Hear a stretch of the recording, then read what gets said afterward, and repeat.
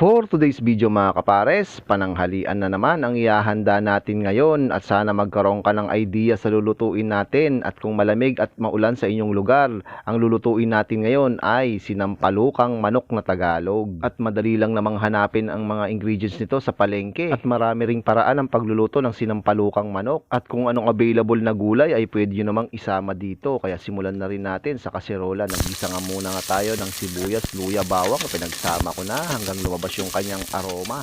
At pagkatapos naman ilagay na rin natin yung ating manok at isihol lang muna natin yan ng ilang minuto. At shoutout din sa ating mga followers dyan na patuloy na sumusuporta sa ating channel. Kaya matapos na nating isir ito mga kapares ay pwede na tayo maglagay ng ating gabi. Sinama ko na nga rin yung ating kamatis. Sabay lalagyan na rin natin yan ng ating pinakulong sampalok na natural. At syempre hahayaan muna natin yung pakuluin sa loob ng 15 minutes. At pagkatapos naman ay lalagay na rin natin yung ating chicken cubes, pati na rin ang pamintang durog. At maglalagay rin tayo ng panimpla nating patis. Pwedeng matabang, wag lang maalat. At sana nga ay nagkaroon ka ng idea sa niluto natin. At syempre tatakpan ulit natin yan sa loob ng 5 minuto. At pagkatapos ay konting halo-halo lang. At saka naman natin ilagay na yung mga pampinali nating siling green, pati na rin ang talbos ng kamote.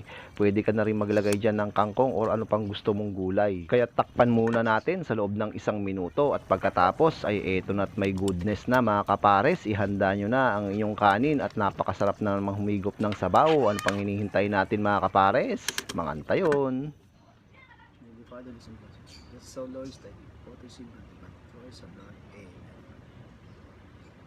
At mangantay mga kapares, siyempre namiss din natin itong sinampalukang manok ng Tagalog.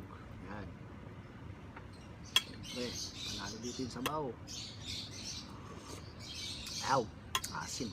At siyempre sinama natin ng patis. May sili. Hindi na ako naglagay ng kalamansi dahil maasim na rin.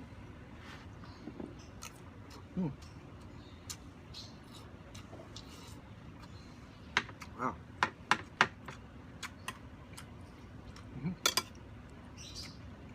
Siyempre magkakamay tayo.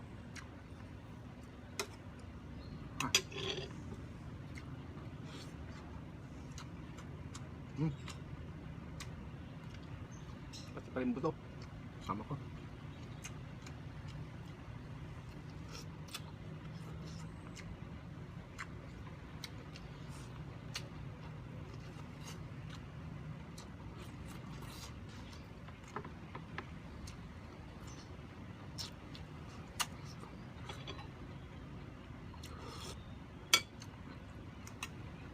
Tapos sabaw.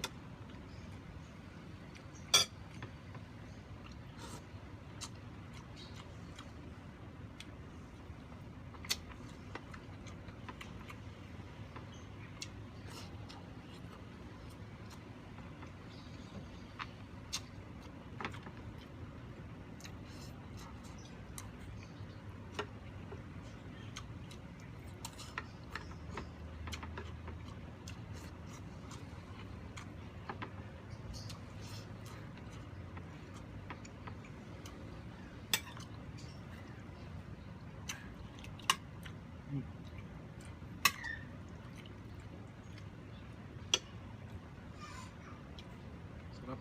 Sarap ng sabaw.